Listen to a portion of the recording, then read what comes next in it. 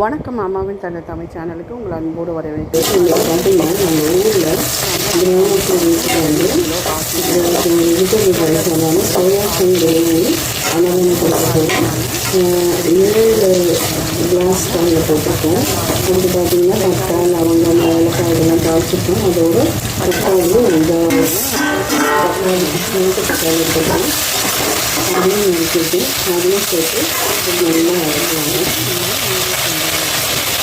அங்கேயும் இது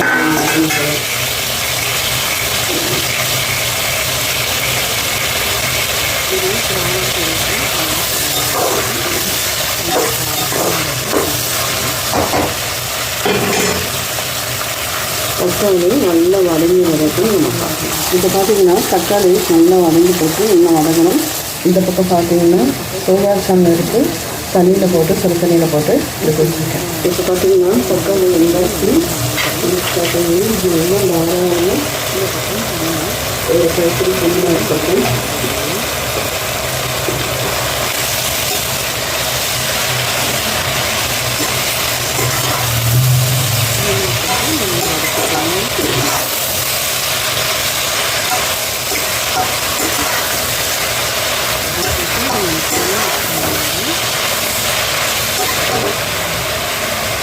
இப்போ பார்த்தீங்கன்னா இதோட இஞ்சி பூண்டு விழுது ஒரு 3 ஸ்பூன் சேர்த்துருக்கேன்.